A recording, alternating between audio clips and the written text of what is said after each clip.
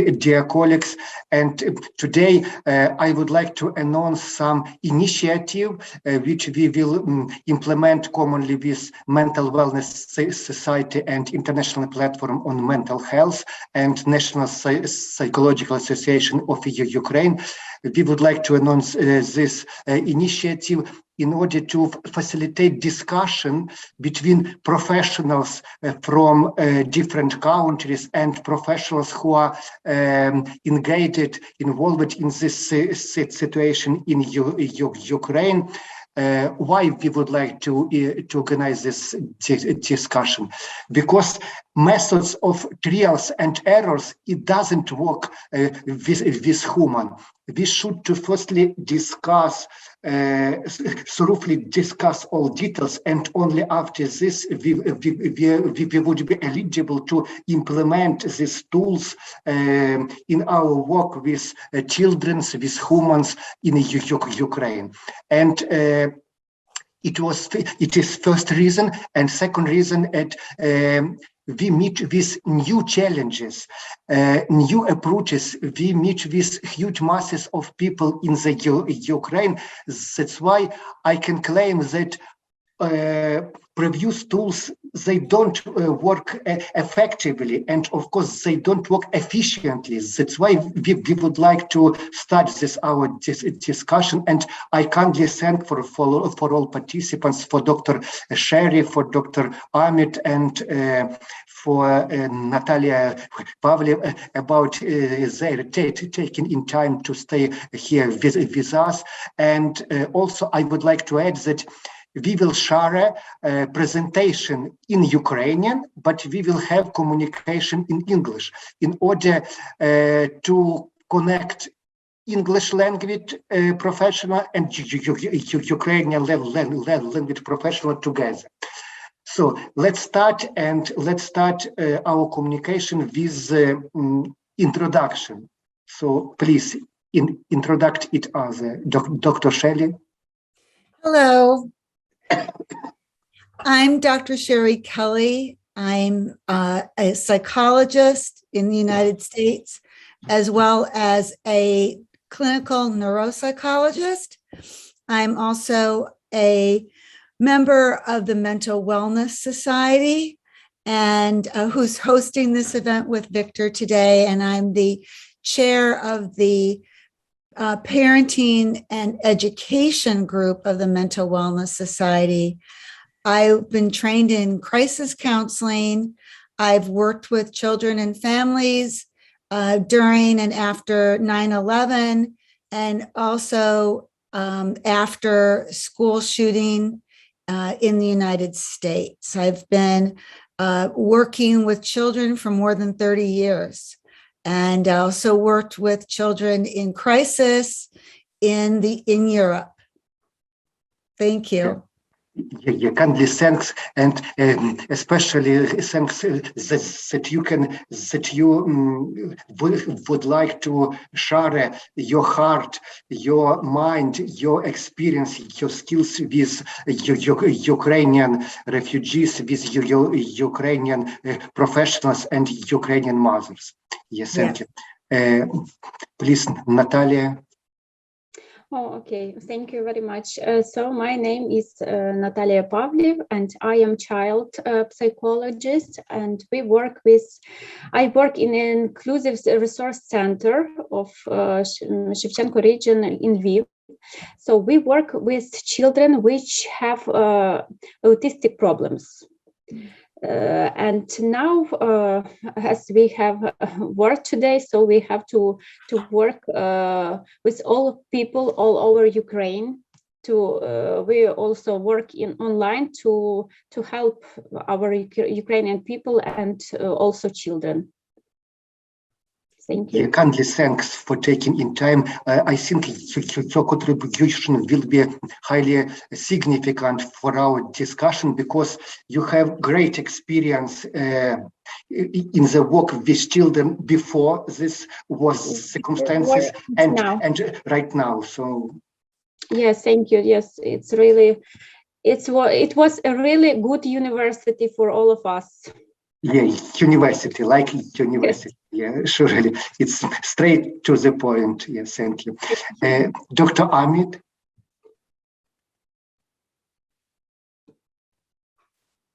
Maybe we have some problems with net. Yeah. Okay, so Dr. Shelley, we are ready to hear you and to take part in your presentation. Thank you. I'm so glad and honored that we could be together today. I wanted to share this quote from Albert Camus, which it was in his book, The Plague. And it says in English, and maybe Viktor can translate in Ukraine, in the midst of winter, I found that there was within me an invincible summer. And I'll let you translate that. No. We will, without translation, we will have. So, you know that in times of crisis, resilience is activated and resilience is planted and grows in times of crisis. So it's one of the things that I'm going to talk about today is actually resilience. So here are the key points. I'm going to say them at the beginning of my talk. So in case you leave, you'll take away these important messages that I want to share with you today. Number one, it's okay to be afraid. It's okay to be human. And this is something to explain to your children and those you work with. It's okay to be afraid. Fear has a purpose. Fear is a survival mechanism. Not be afraid of fear, but to explore it. And with children, it's very interesting to have them talk about fear, because what you as an adult may think that they mean by fear is actually something that could be very different. So if a child says, I'm afraid, validate it. Don't invalidate it, even if you mean well, by saying, oh, there's nothing to be afraid of, because that teaches them not to trust their feelings, right? We want them to trust their feelings. And you can say, let's talk about that fear. What's fear trying to tell you? What is it about the fear right now that is telling you something? And what does that mean? And I'm going to talk more about that today, but that's the first tip. The second one is it's hard for children to understand temporary. This is not going to last forever, but they don't understand temporary. Their minds or brains haven't developed to that point. They don't have that frame of reference. So part of the difficulty, the challenge in working with kids is that they don't know this is not going to last forever. They may not be able to see a way out or see the future. And that's one of our goals, is to help them see beyond this crisis. The next is words like crisis and war might be new to kids and also very frightening. So monitor if you can, and limit the amount of media, social media, what they see on your phone, their exposure to news that might make them even more afraid. The next advice I'm going to talk about is the importance of validation of their feelings.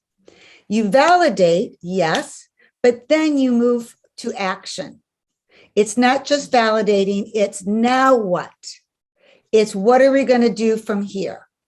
And in psychology, this is called behavioral activation, but it's important to move from validating their feelings and then helping them take action. Because by doing something, especially doing something for other people or to help you, it gets them to stop just focusing on themselves and to feel more empowered, to have more control. I'll explain that later. Remember that you are the role model. okay?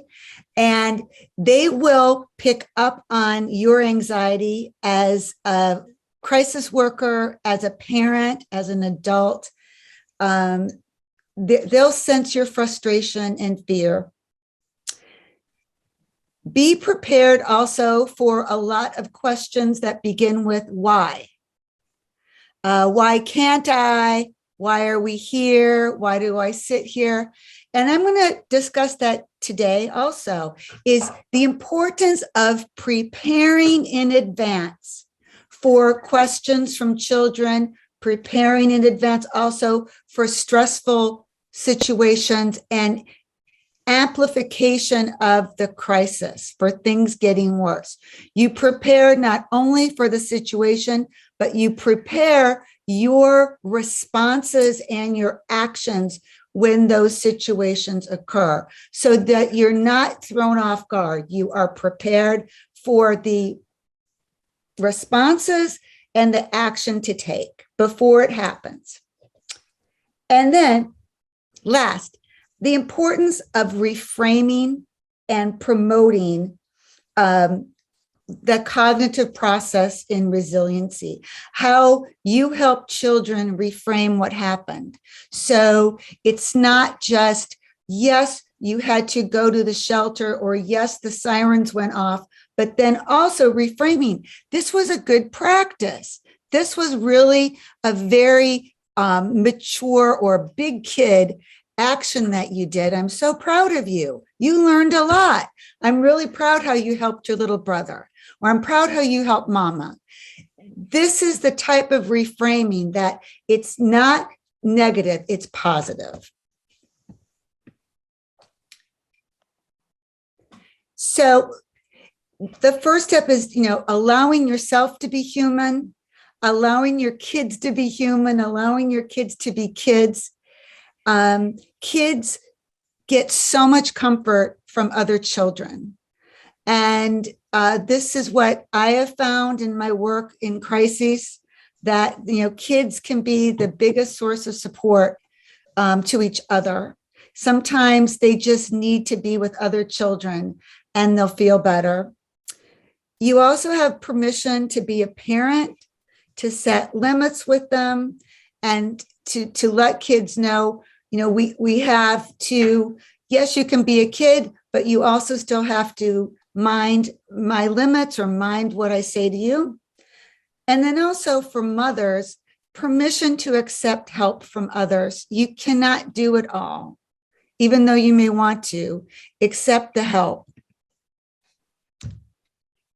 So this is the big takeaway, or the big message I want to share with you, that this crisis won't last forever, but the lessons you're teaching your children right now will last a lifetime. And, a lot of this resiliency psychology and these coping strategies are so well encapsulated by this quote from Viktor Frankl. And I don't know if you can see this in Ukrainian. Can you, Viktor? No. It was picture. It's not possible to translate. Can you translate? Yeah. Все може бути забрано від людини, окрім однієї речі. Це людської свободи. Вибери будь-яке ставлення, і ти зможеш подолати будь-які перепони на своєму шляху. Well done. Thank you very, very much. Thank you very, very much. Natalia, do you want to add something to this? So I was really glad to hear you, because you don't really know how right you are. All the things you have said, it's really good methods and good things that you told to our especially for our parents. As you said, the role model of the for a child is are their parents. And when mother is calm, children also I'll tell you one thing, one meeting I had on the railway station. One mom was exhausted, and her daughter was crying all the time. So we, as a psychologist, I came and was talking with her. She told that she's crying about her cat, but it was not true. She was crying because her mama was nervous all the time. And her mom's friend was calm, and she said, I told my daughter that it's a trip and we are going to see a world, and it is it's fantastic, and my child is calm. So I told this mother that was really unhappy, look at your friend. When you are calm, your children and your child will be calm. If you will be neurotic, that will happen with your baby. Mm-hmm. And also I wanted to say that about action. It was really nice because when people go to depression, yes, they don't want to do anything. And it is a big problem. When you are working, all of us had time to think about that. It was war, so it is going. What will be happen? I don't know, but I have do something. Next day, I am going to do that thing. I want to read that book. I have time to do that. I can play with my children. I can I don't know, I can draw pictures or something else. So the best thing you said, that all as children, and their parents, they should do something. Yes. You should think about tomorrow, and the best thing you said, it will not happen forever. That war is not going all the time. Tomorrow will be next day, and we should be alive, and we should do something, and we must think what will be tomorrow. What can we do to make this tomorrow better? Yes. And again, this war, this crisis will not last forever, but the lessons you teach your children will last their lifetime. This will be your legacy, because they are going to learn from you how to handle loss, stress, how to be strong, how to be strong, and they will teach their children. Yes. And oftentimes people ask us, well, what do you say? What are the right words to say to children? And you shared this, and it's the attitude that you have as a parent is what your kids will learn from you most, and what they will remember the most, your attitude. They will remember the person you are, not more than any specific words you say. Mm-hmm. Yes. And I wanted to add that now children want more hugs, more feelings. They want to feel touch. More hugs. They want, if the children want to sleep with you, give them that chance. Oh, yes. You know, my elder son, he's 11 years old. And when there was a Syrian, he said, Mom, can I go to sleep with you because you are afraid? And yes, Sonny, yes, I want to, because I'm really afraid, and you can hug me. And he said, wow, I can help you. And he feels that he's strong. He's a man, and he can help me and his younger brother to feel safe. It is really also important for children to understand that they are really important for us. So, yes. So again, this is, it's not just the stress. it's what you do, it's your response to it. And your response to it is something you have control over and a choice over. Yes. So here I want to share, what's the goal of crisis management with children? It's, not to make them better, but I know that they will be better and more resilient after this is over. When they come through this, it will be better. But right now it's to help them function, help them survive, help you when needed. It's just to, when they're afraid, it's to help them get back to baseline. If they're crying or really upset or having a big reaction, they're having a big reaction because what they're reacting to is big. It causes big emotions.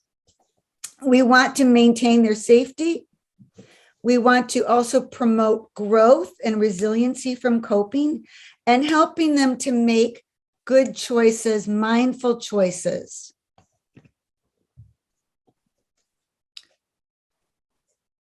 So, we talk about resilience, right? And I think you use this word in your language too, resilience and psychology. It's competence in the face of adversity. It's more than just coping. It's the capacity to recover from the stress, the capacity to work through your fears and your losses. It's to be able to feel that self-efficacy, which comes from the action, from taking action, from being strong in a situation. It transcends coping. It's greater than coping. So resiliency is really a matrix of 4 things. It's coping, emotional intelligence, grit, and making meaning of something. So the coping comes from being, you as the mother, tapping into your inner resources, understanding that it's your attitude that's going to be very important. It's learning from challenges. The emotional intelligence is being able to validate feelings, acknowledge your feelings, frame situations positively for yourself and your child. Not to just look at the negative, but to say positively, look, you were like a big girl or a big boy. I'm so proud of you. Look what we learned how to do today. Or you made a new friend today if you're in the shelter. I'm so proud how you helped someone. The grit, we call in America grit, is that you stick to it. You don't give up. You find strength in the face of challenges and move on from failure and loss. Viktor, is there a word for grit in Ukrainian? Great word regarding grit. Is there a Ukrainian word for grit? Досягати, maybe reach. You have strength. You don't give up. You keep going. You don't give up. Ніколи не полишайте. Ніколи не здаєшся. Ти, завжди продовжуєш. And then the other thing is to make meaning of this. So even if it's, like I said before, the meaning of this is to teach your children life lessons beyond survival. It's this, I am teaching my children how to survive, yes, but also I'm teaching them how to be strong by them watching my behavior, what to do in a crisis situation, how to see the world in a way that will ultimately help me survive and be healthy, okay? And this is what I say to you, which I think Natalia understands and will explain in Ukrainian maybe. You cannot wait to feel better to take action. Can I translate? Ти Yes. не можеш чекати, щоб стало краще. Треба брати, працювати вже зараз. Yes. If you take action, you will feel better. Коли ти працюєш, коли ти робиш якусь дію, тобі ти почуваєшся краще, так. Yes, the best thing you have said, really, because our children and our people they have depression. It's really hard. It's really hard for all of us, but we should do something, and it will happen. It won't last forever, as you said. Yes, and you have to realize that you can't wait for yourself to get out of depression at this time. You have to take action. And when you take action and you do something, you will feel better. So what promotes resilience? And this is based on research, okay? Faith in spirituality, believing in something bigger than yourself, having faith, family and social support, your children around you, your sisters, future orientation. That means looking at the future in a positive way. Things will be better. The future will be better no matter where we go. It's going to be better, and letting your children know that it's going to be better. Even if you don't believe it, please pretend that so that your children will believe it. And I believe your future will be better, but you have to give them that future view of something better to work for or walk to, a destination. Feeling valued, letting your children know that they are valued, that they really matter. Then that's where you're talking about giving them lots of hugs, praising them, giving them verbal reinforcement. You did a great job. I'm so proud of you. A lot of verbal reinforcements and a sense of belonging. Okay. So you have micro moments, tiny moments, even in a shelter where you feel you belong to your shelter family, or you belong to the people you're sharing this with. Little micro moments of seeing the children play together, or seeing the babies sleep. Look at that vision, and that will help give you strength. This is something practical that I've made with children, and it is, they make a wheel out of 2 paper plates. Mm-hmm. Okay. And I just put something in to fasten it in between. Sometimes it's a paper clip, or even, a rubber band inside. And on the bottom, you make sections like cutting a pie, and you draw things that make them feel better when they're upset. So it could be singing a song, could be dancing, it could be hugging mama, it could be listening to a story, it could be playing with their favorite stuffed animal or favorite toy. And then on the top, you write when I feel stuck, or when I feel afraid, or when I feel sad. And you spin the wheel and they play this game, okay? And it gives them something to do about how they can help you be problem solvers. They're now doing something active to think about their emotions and what they can do when they feel bad. They've engaged in this process. It's really nice, no? Yes. Okay. So this is what I've done during crises with with mothers and children. Okay. Is I make sure that the children have make in their lives every day. In English, make is M-A-K-E.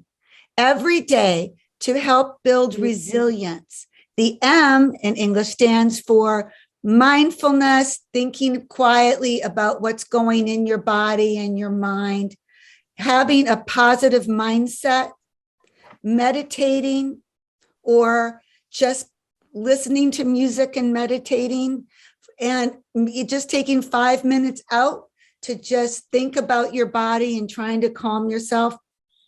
The A is for taking action, which we talked about. Do something for yourself, some activity, whether it's helping another person or helping another child, take action. The K is importance of keeping connected, social support, finding friends, being able to have a partner that you're with in the shelter or working with that will give you support, you give them support. And E is energizing, energy work, or some kind of exercise. And I know we've got many videos about energizing work and exercise that are available to you. There's some for children that are just energy work. And I think I've sent it to Viktor. If not, I'll send it again. They're videos on YouTube. We can send them again to Viktor. That's for small children, how to get them to move and stretch their spine if they're sitting a long time in the shelter. Breathing is very important in coping during stress, okay? Because you start losing your breath, you tighten up and you don't breathe. And that makes it harder to cope. And it actually makes it more difficult to get out of the fear response or the, flight response or the freeze response. So breathing opens up more options. And I tell parents that your child's breathing is like a swinging door between their inner and outer world. And sometimes you can even have the child imagine a swinging door or a swing on a tree, and they're swinging back and forth. Remember, you want to be the role model. So if you're asking the child to breathe, you breathe too, okay? Don't ask them to do something that you don't do. One of the easy ways to teach small children how to breathe and relax is you play the game, smell the flower, blow out the birthday candle. And you do that for like 5 times, okay? And that energizes them, and that's a fun game to play. So this is what I say. I bet your mind is like this water. When it's agitated or rough, it becomes difficult to see. But if you allow it to settle, the answer becomes clear. Translate. So I just wanted to ask Natalia or Viktor, are there any questions so far? No. Okay. It's really nice. We also use it, but we use, can I say a little, but we use another about breathing. Blow, like you're blowing your balloon, blow in a balloon. And they feel better and better 5 times, 4, 3, 2, 1, go. And you can blow it. I love that. That's great. So this is, but it works. It really works. And so it's like that picture I showed you. When you're calmer, you can think better. And the breathing is so important to help activate your mind and your body together. Okay. There's something that happens in your body that you're stressed, and that keeps you from making decisions, making choices well. Okay. So you want to keep that energy, and that's through the breath. This is very important, this slide. So we teach kids, please, there's no such thing as good or bad emotions. We don't judge feelings, okay? Instead, we teach children that emotions are like alarm bells or signals on an alarm or security signal telling you that something's not right or something's off balance. So we ask children, okay, what is this feeling? What is this emotion trying to tell me? Okay. And this is 2 things. It helps validate their feelings. It also teaches children to trust their feelings. Okay. When you're well-meaning and you say something like, oh, you shouldn't feel afraid, that's actually not calming your child. That's actually invalidating your child's feeling. Okay. So you may have been brought up that way, but you might be thinking, this is how I'm, my first reaction, I'm just shut down the crying or shut down the fear. It doesn't work. What really works better is if you say, I hear you're afraid. Okay. What is this trying to tell you? Okay. If you're sad, it's okay. Maybe you need love. Or maybe I should practice the gratitude. Or if it's anxious, okay, maybe I need to do some breathing. Why are you anxious? What's this telling you right now? What are you stressing about? Let's explore that.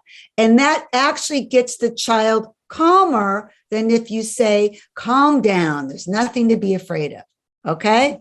Does that make sense, Natalia? You know this. Yes, it's really, it's all you have said is right if you were here right now in Ukraine. Good.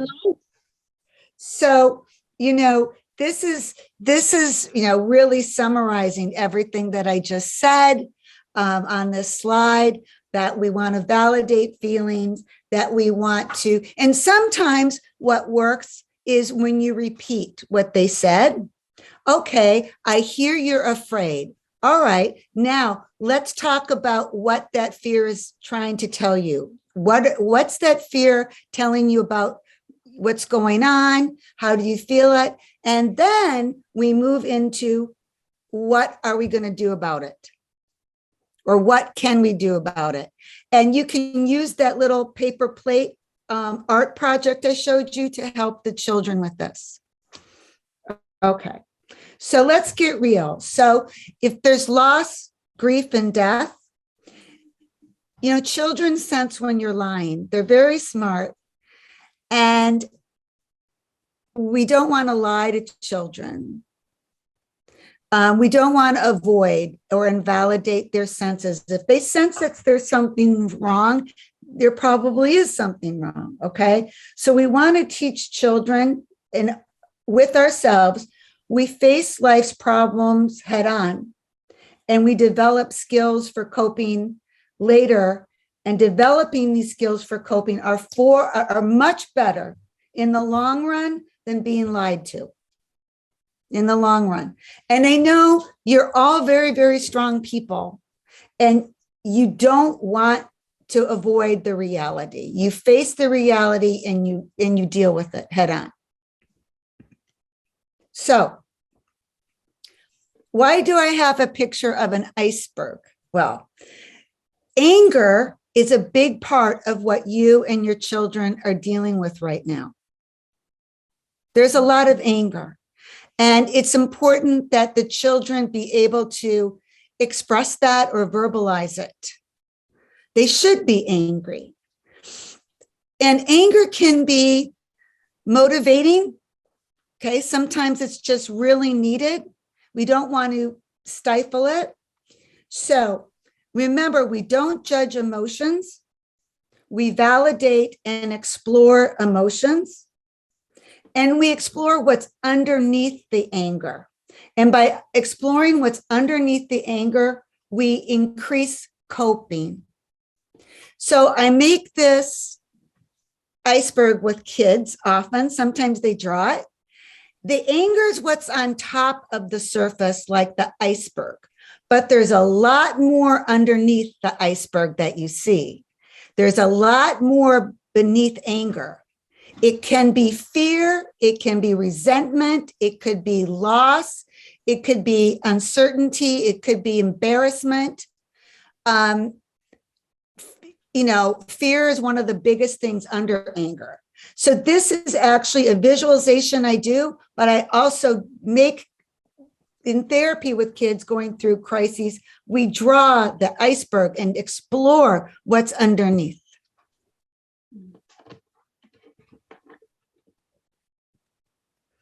So in the crisis, one of the things that happens to us is that we feel there's no way out, that there's nothing we do that will be effective. And this we call, learned helplessness. And we want to fight this. We don't want to be helpless. We do not want to be a victim, right? Yes. Learned helplessness is the giving up reaction, the quitting response that follows from the belief that whatever you do doesn't matter. And we don't want that. We want you to have no limits. We want your children to have no limits. So the best way to fight this is by doing something. Even if it's something little, take an action, give them a little chore to do. Help them with their brother or sister. Help them tidy up where you are. Make them draw pictures to decorate the shelter. Give them something to do. One of the things that really helps kids and parents through crises is gratitude. Okay? We turn gratitude into contributions. Kids feel better when they take action because it makes them feel they have some power and control because their lives have been upended. They feel like they have no control. So give them something to be control of. When we make a contribution to someone, we are active. We know that we're doing something. We don't feel as much of a victim. And we are doing something that can maybe benefit someone else. And that makes the children feel better. So if you give kids something to do that will make them feel stronger and more in control, they will cope better. Do you want to add to this, Natalia?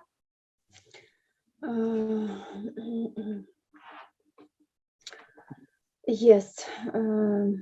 What we are trying to do, can I add you a little? Yes. So about to do something, we trying to make pictures with our children, trying to draw their fears. They draw. They can draw fears, and also they can make something from some maybe some toys. Bad toys as they see their fears, and they can throw them or to fire them.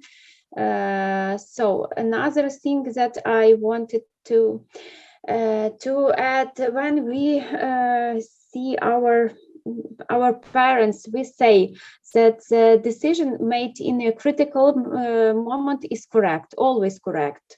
So when they decide to go anywhere, it is correct. If they are, because now a lot of people are coming back and going to Kyiv, to Kharkiv, because they want to stay at their homes. So it's their decision. And about children, that I think that the best thing, a lot of children, they don't want to talk about their fears. They don't want to talk about the moments they were afraid of, but they can show, they can play with you. We are playing when we have such a possibility. We play with sand. It is also very good. And when we have no such possibility, we try to make fairy tales. It is also very good to make fairy tales about what happened and what will happen tomorrow. Maybe they can also make some, not only one fairy tale, but they can continue another fairy tale, and in such a way they are making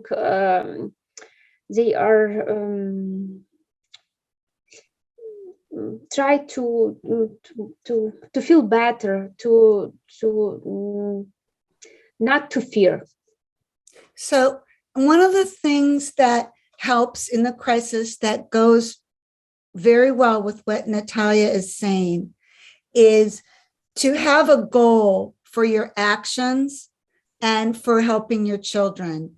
That this is not just a reaction, that you make a choice in the responses that you're going to have. and make a choice in the games you will play, because you need to say, what's the goal today?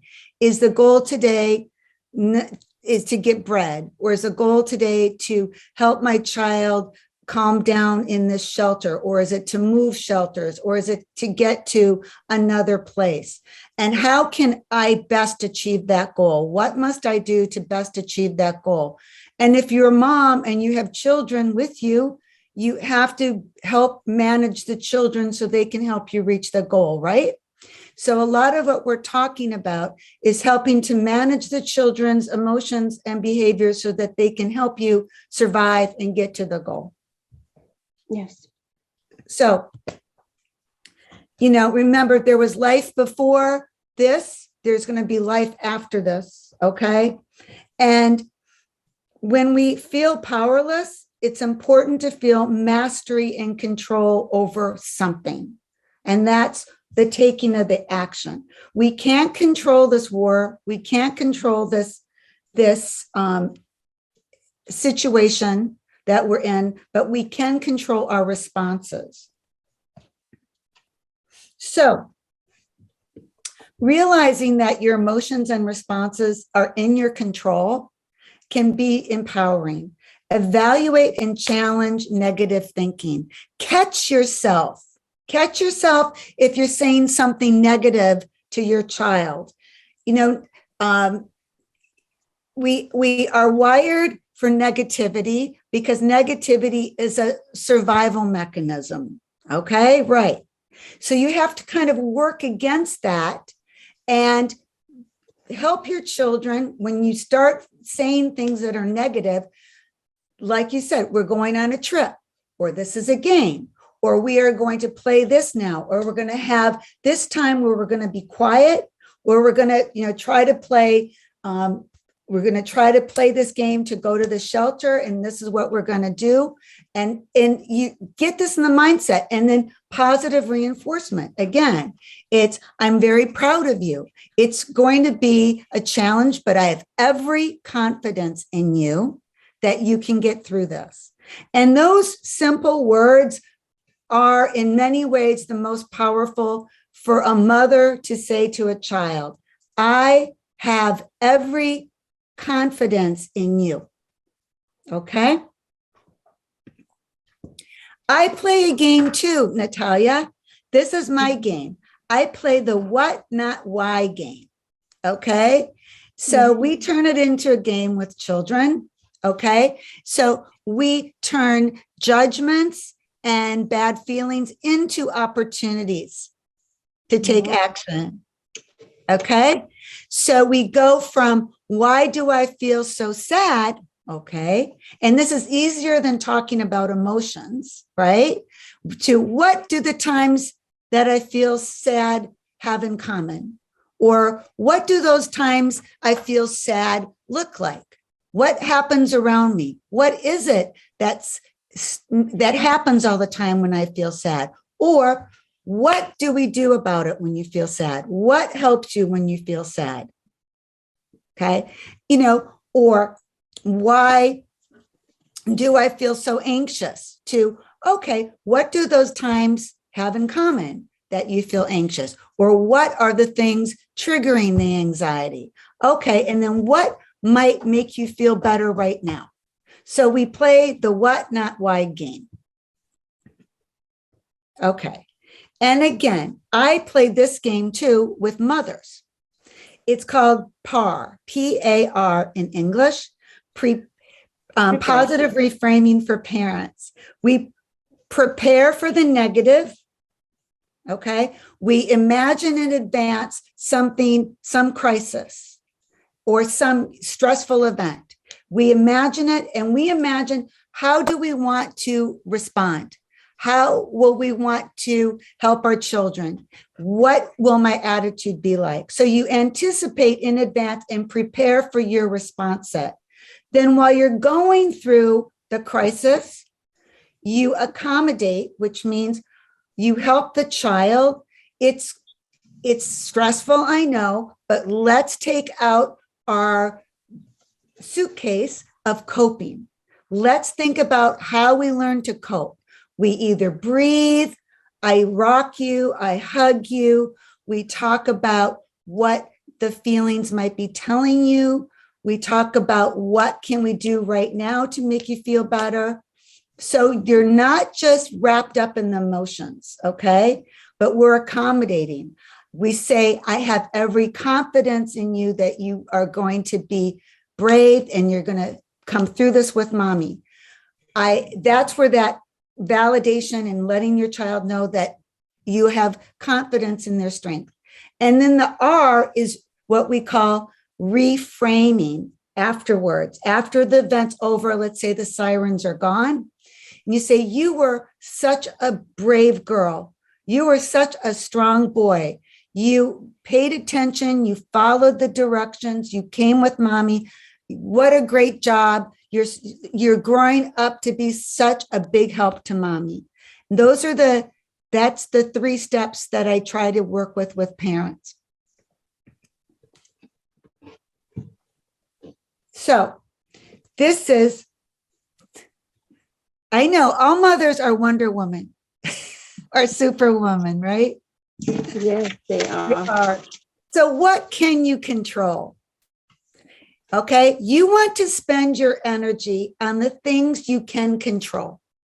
Your beliefs, your attitude, your responses,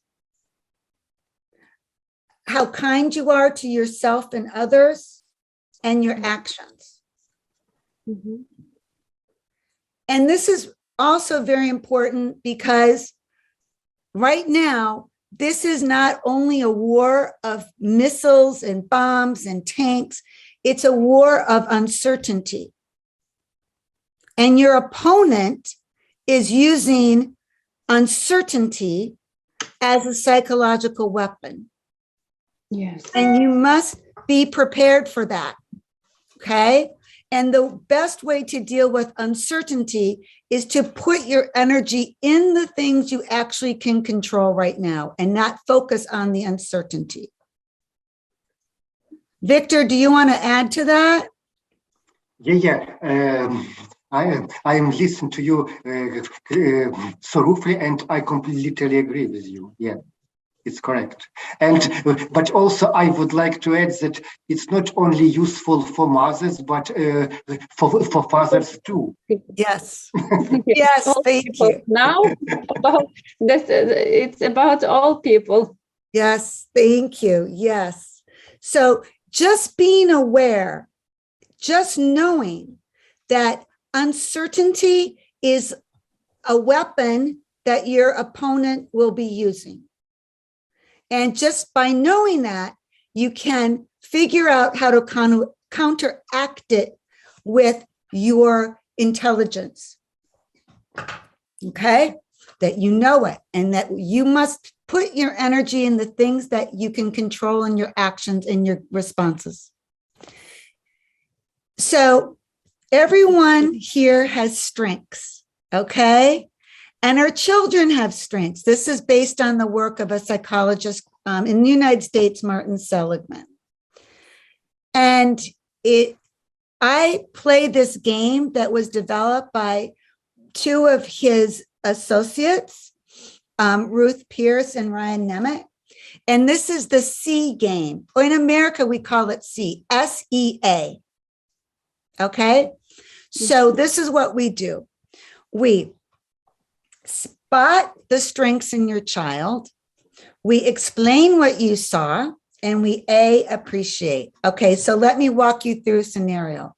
Let's say the sirens went off. You have to move to another location or go underground, and your daughter knows what to do. She gets in gear, or she gets in motion very quickly and listen to you. And she grabs her bag or whatever and gets going with you. And you spot the strength. You say, my child, I see you have the strength of being brave, or you have the strength of being a good leader. You helped your brothers and sisters get ready to go to the shelter. And you explain what you saw.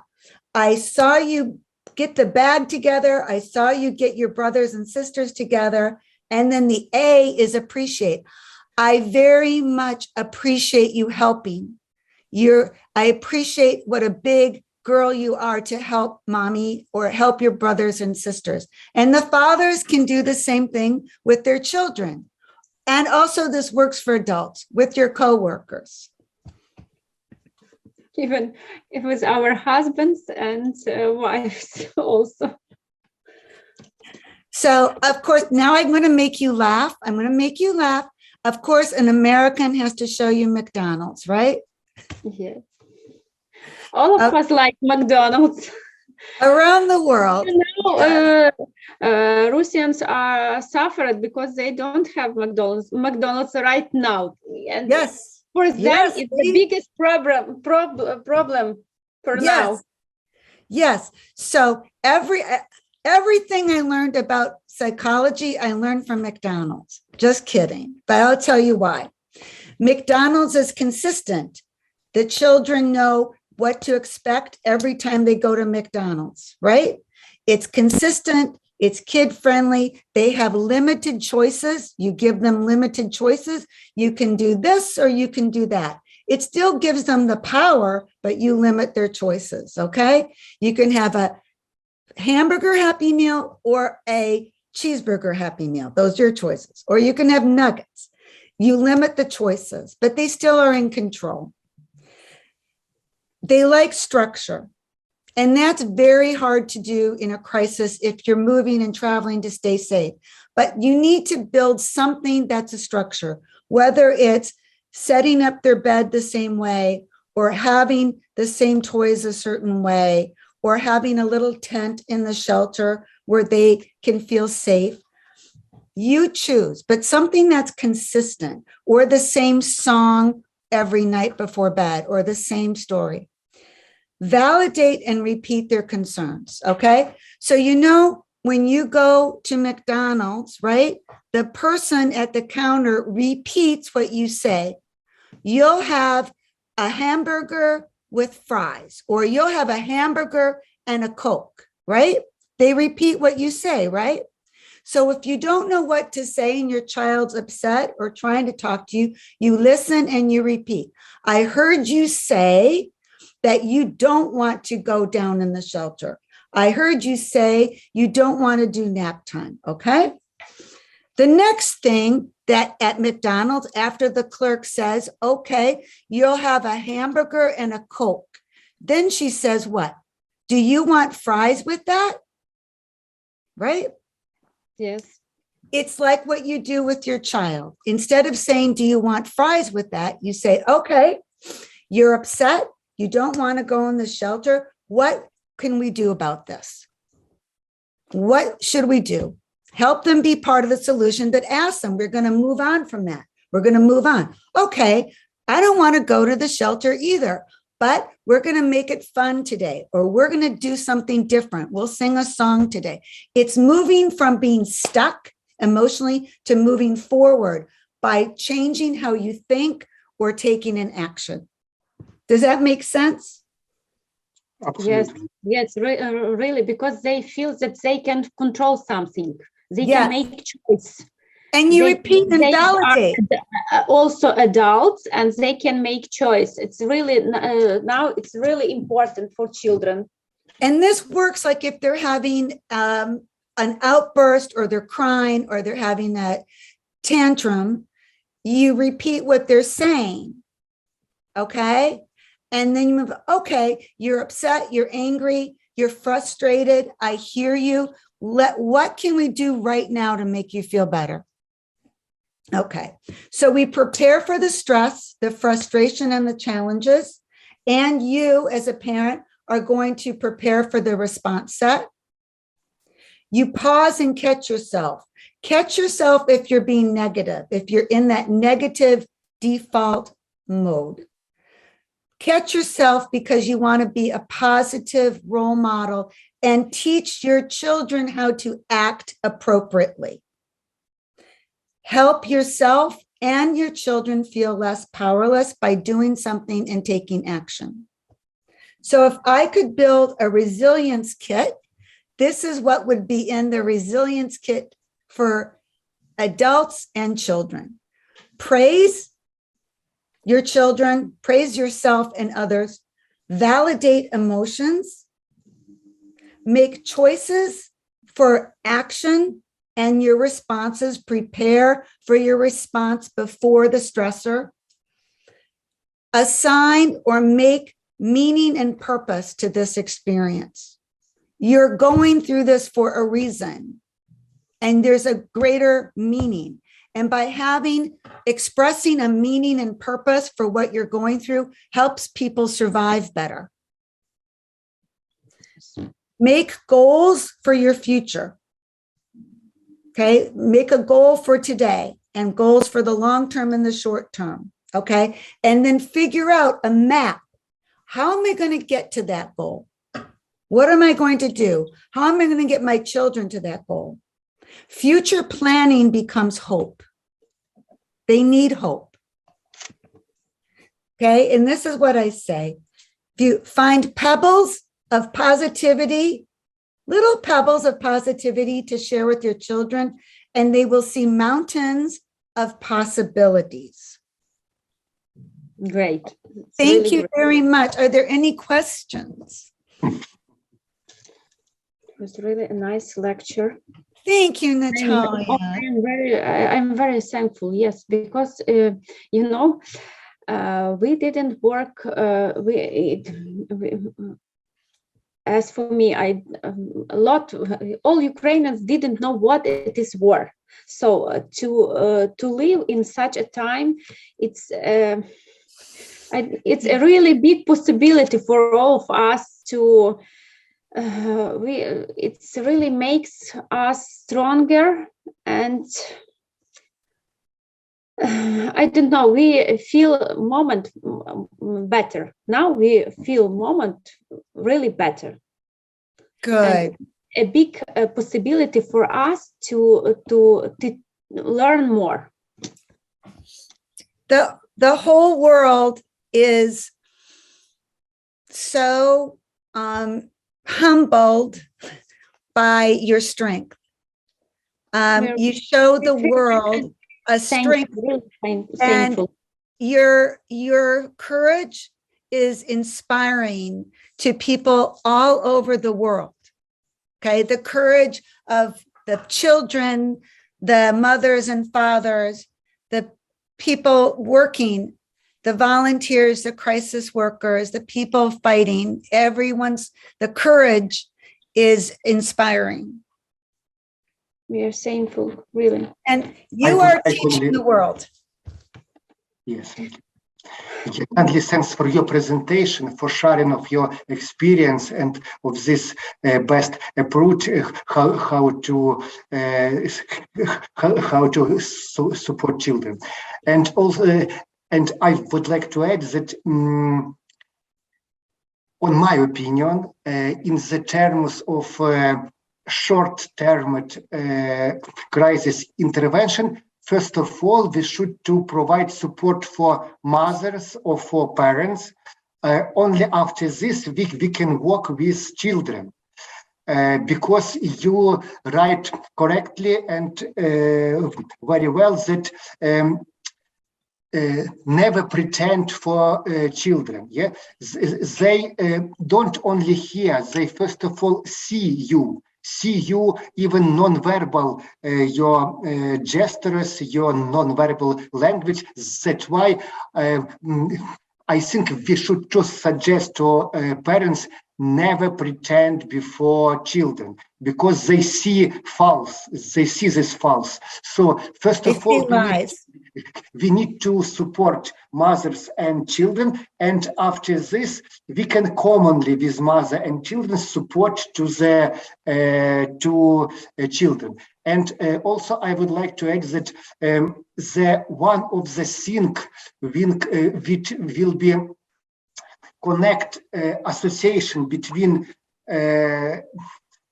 common staying in shelter and houses and native houses. It could be pet, it could be some toys, it could be some words, some fairy tales also, it also work very, very well. So one of kindly the send, things, yeah, please. I wanted to add this to you, which I forgot my slide, is that it for parents, it's like on the airplane when they say, if there's a loss of oxygen, put the mask on yourself first, right? Yes. You need to take care of yourself first as a parent. Put the oxygen mask on first before your children, or else you will not be able to help them. Yeah, I would like to summarize your words. Happy parents can create happy and children, but unhappy parents never can do this. Yes. Right, you are. Yes. Yes. So thank you so much for allowing me to share with you today. Yeah, and I hope that in next our meetings we can continue this topic. We can continue this discussion. I think we will receive many comments from our participants, and we will be able to discuss all of this. So kindly thanks for taking in time, and so and hope we can continue this our discussion. You will next week. Our colleague Amit, psychologist, Dr. Amit Oren, she will be with you next week to talk about how crisis workers can take care of themselves so that they don't become burned out. Yeah, so never give up in psychological resilience. So let's continue education, and next our meeting will be with Dr. Amit Oren, yes. Yeah, Amrit Oren. Okay, thank you. And nice to meet you. Thank you very much. Thank you very much, Natalia and Victor. Yeah. And let's be mentally healthy. Let's be mentally healthy. Thank you very much. Thank you. Bye. Thank you. Bye.